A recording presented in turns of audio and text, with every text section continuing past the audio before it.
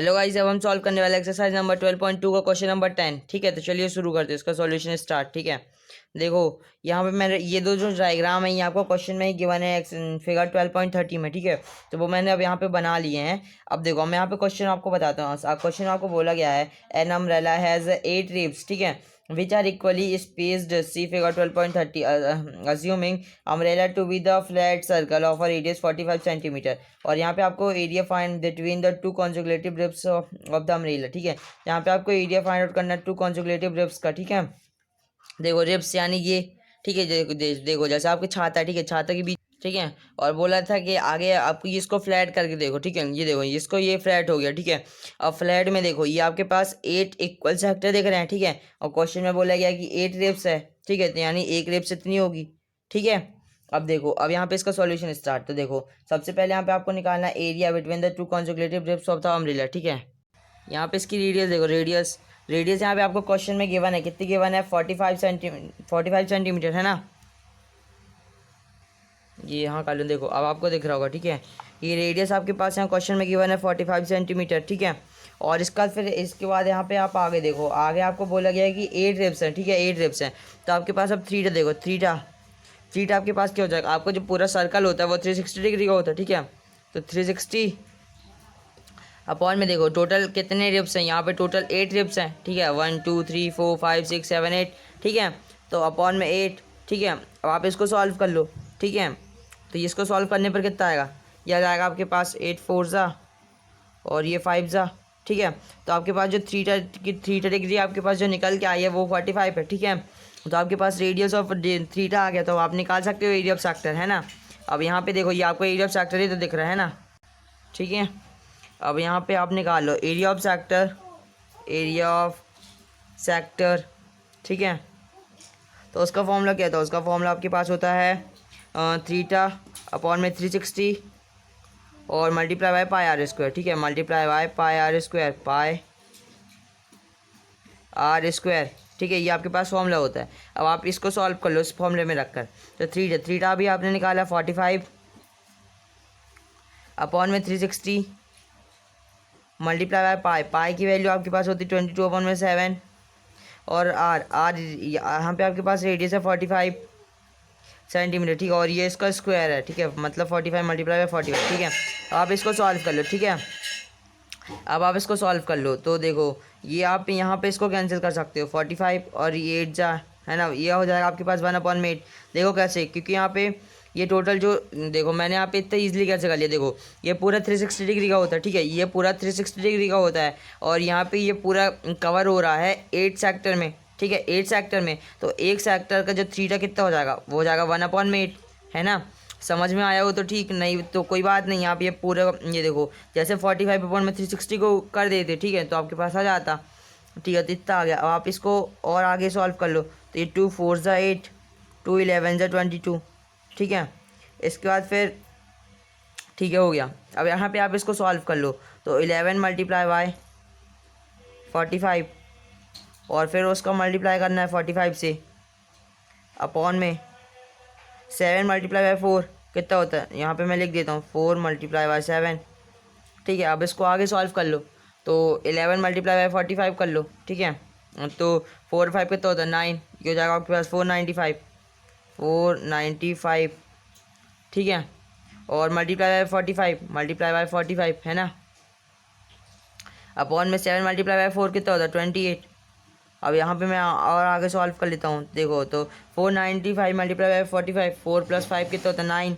ठीक है, तो ये हो जाएगा आपके पास 22275, है ना, और अपॉन में ये पूरे के 28 है। ठीक है, और ये इसकी जो यूनिट है वो आप एरिया निकाले थे ना, तो वो स्क्वायर में आएगा, तो वो हो जाएगा आपके पास सेंटीमीटर का स्क्वायर। ठीक है, तो इसी के साथ आपका ये क्वेश्चन नंबर 10 कंप्लीट हो गया।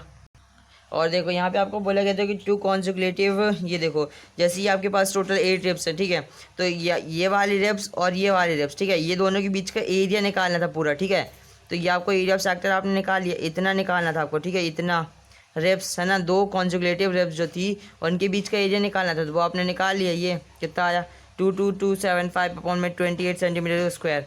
तो उम्मीद करता हूँ आपको क्वेश्चन नंबर 10 समझ में आया होगा। अब हम कर लेते हैं क्वेश्चन नंबर 11। ठीक है, क्वेश्चन नंबर 11।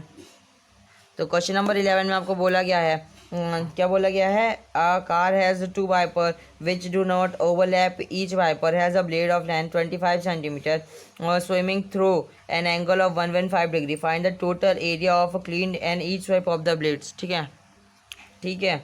देखो वाइपर क्या होता है, वाइपर होता है जो आपकी कार के सामने सामने शीशे पे नहीं लगा होता साफ़ करने के लिए। ठीक है, देखो आपके कार के सामने शीशे पे नहीं लगा तो उसको साफ़ करने के लिए, जैसे पानी पड़ रहे हैं तो उसको साफ़ करने के लिए हम वाइपर को ऑन कर देते हैं। ठीक है, तो हम उसको कहते हैं वाइपर। ठीक है, अब यहाँ पे देखो, अब मैं और हमको यहाँ पे क्वेश्चन में बोला गया है कि वो जो दो वाइपर हैं वो दोनों पर एक दूसरे के ऊपर बिल्कुल नहीं आ रहे। ठीक है, डू नॉट ओवरलैप। ठीक है, तो अब देखो मैं यहाँ पे एक डायग्राम बनाता हूँ, उसको आपसे समझ में आएगा। ठीक है, देखो तो जैसे ये मेरा कोई कोई वाइपर है। ठीक है, मैं यहाँ पे रफली डायग्राम बना रहा हूँ। ठीक है, और यहाँ पे ये देखो, यहाँ से मैंने एक इमेजिनरी लाइन बना ली। अब यहाँ से लेकर के यहाँ तक देखो, जैसे ये मेरा कोई वाइपर है। ठीक है, वो इतना एरिया साफ़ करेगा। ठीक है, एक वाइपर। ठीक है, और यहाँ पे मेरे को यहाँ पे उसकी लेंथ कितनी दी गई है, वो है 25 सेंटीमीटर। इसका मतलब जो उसकी रेडियस हो जाएगी वो 25 सेंटीमीटर हो जाएगी, क्योंकि ये तो आप इस सेक्टर निकाल रहे हो, है ना। ठीक है, इसके बाद फिर यहाँ पे आपको बोला गया है, कितना बोला गया है, और एंगल ऑफ 115 डिग्री। तो जो उसका डिग्री एंगल बना रहा है वो है 115 डिग्री। ठीक है, और यहाँ पे आपके पास दो वाइपर है। ठीक है, तो अब आप यहाँ पे दूसरे वाइपर का भी डायग्राम बना लो। ठीक है, तो देखो जैसे ये आपके पास दूसरा वाइपर हो गया। ठीक है, और यहाँ भी आपको इसका सेक्टर ही निकालना है। ठीक है, तो मैं यहाँ पे अब इसका भी सेक्टर बना लेता हूँ, सेक्टर। ठीक है, और इसका भी जो थीटा डिग्री बना रहा है वो है 115 डिग्री। ठीक है, और यहाँ पे भी इसकी जो लेंथ दी गई है आपको वो है 25 डिग्री, मतलब 25 सेंटीमीटर। ठीक है, तो अब यहाँ पे आपको फाइंड आउट करना, find the total area clean it each sweep of its blade. ठीक है, तो अब आपको बताना है कि उनका वो लोग कितना टोटल एरिया कवर करेंगे। ठीक है, clean at each sweep of the blade, तो ये दोनों मिलकर कितना कितना साफ़ करेंगे शीशे को। ठीक है, तो अब मैं इसका सॉल्यूशन स्टार्ट। ठीक है, सॉल्यूशन स्टार्ट।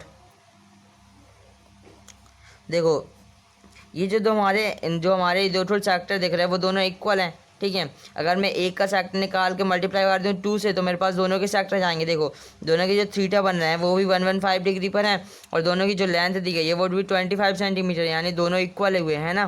ठीक है, तो अब मैं यहाँ पे एक सेक्टर का निकाले, तो पहले मैं यहाँ पे इसकी नेम OAB, इसको मैं बोल देता हूँ CD और E। ठीक है, अब यहाँ पे पहले देखो एरिया ऑफ सेक्टर निकालने का फॉर्मूला हमारे पास होता है एरिया ऑफ सेक्टर। अगर इंट्रोडक्शन वाली वीडियो नहीं देखी है तो जल्दी से जाके देख लो। सेक्टर वो हो जाता है आपके पास 3/360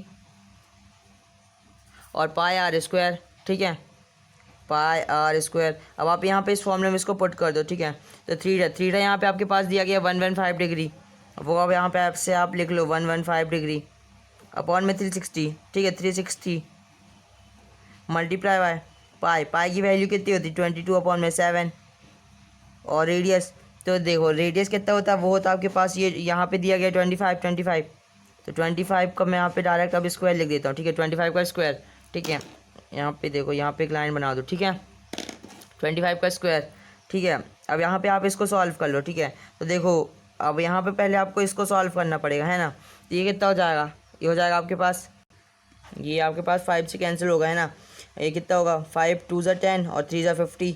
ठीक है, 23 अपॉन में ये आप इसको भी कैंसिल करो, तो 5 7 ज़ा 35, है ना, 7 ज़ा 35 और 2 ज़ा 10। ठीक है, इसके बाद फिर ये आपके पास आ गया 23 अपॉन में 72। ठीक है, मल्टीप्लाई बाय 22, और यहाँ पे ये कैंसिल हो जाएगा।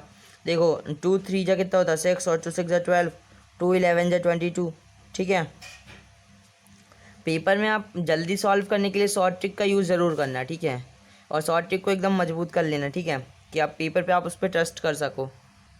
अब यहाँ पे जितना बचा आप यहाँ पे लिख दो, और आपको यहाँ पे कुछ कैंसिल करने के लिए नहीं दिख रहा है ना, तो अब आप जो बचा वो लिख दो।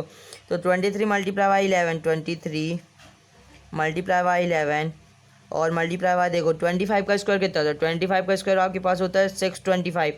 ये तो आपको पता होना चाहिए ना, 25 का स्क्वायर तो आपको पता ही होगा। ठीक है, क्योंकि 25 का स्क्वायर बहुत जगह यूज़ होता है ना। अगर नहीं पता तो आप अच्छे से समझ लो, 625। ठीक है, और 50 25 5, ये सब स्क्वायर बहुत काम के हैं, और 1 से लेकर 20 तक के स्क्वायर तो आपको एकदम बहुत ही अच्छे से याद होने चाहिए। और डिनोमिनेटर में आपके पास बचा 36 मल्टीप्लाई बाय 7, 36 मल्टीप्लाई बाय 7।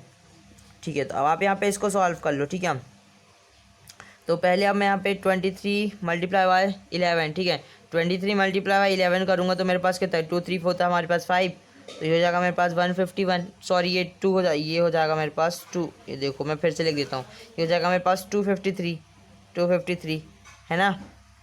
देखो मैं अब आपको शॉर्ट ट्रिक बता देता हूँ, देखो और देखो ये आपके पास, देखो ये आपके पास 23 है, ठीक है, तो पहले आप 2 लिखो फिर 3 लिखो, ठीक है, फिर दोनों को 2 + 3 करोगे तो कितना होगा 5, तो आपके पास हो गया 253, ठीक है, मल्टीप्लाई बाय 625, ये तो आपके पास पहले से है, अपॉन में 36 मल्टीप्लाई बाय 7, ठीक है, तो 36 मल्टीप्लाई बाय 7 ये कितना होगा, ये हो जाएगा आपके पास 252, ठीक है।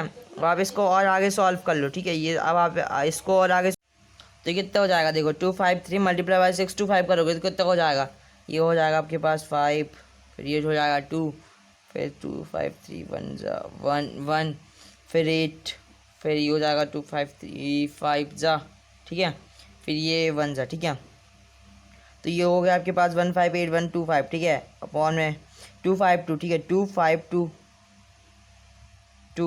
ठीक है। अब आप यहाँ पे इसको भी सॉल्व कर लो, ठीक है, 252 को अब आप सॉल्व कर लो, तो देखो 252 ये 2 से आएगा है ना, 252 तो हो जाएगा 126, और ऊपर वाले 2 से करोगे तो 2 7 ज़ा 40, 2 9 ज़ा 80, ठीक है, और फिर हो जाएगा 0, फिर 2 6 ज़ा 12, फिर 2 ज़ा 4, फिर पॉइंट, फिर ये 5 हो जाएगा है ना, ठीक है, तो आपके पास इतना आ जाएगा। फिर अब आप इसको और आगे सॉल्व कर सकते हो, ठीक है, तो यहाँ पे आपके पास जो एरिया निकल के आ गया है 1 ब्लैडर का, ठीक है, ये आपके पास सेंटीमीटर का स्क्वायर है ना, मैं यहाँ पे ऐसे लिख दूँ है ना सेंटीमीटर स्क्वायर।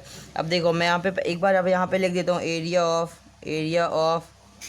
1, और हम क्या निकाले थे, हम यहाँ पे निकाले थे ब्लैडर है ना, एरिया ऑफ 1 ब्लेड, ठीक है, वो यहाँ पे आपके पास निकल के आ गई है 7906 और ये अपॉन में 25, ये अपॉन में आपके पास है 126, ठीक है, 126, ठीक है, और बस इतना है, ठीक है, और ये सेंटीमीटर का स्क्वायर।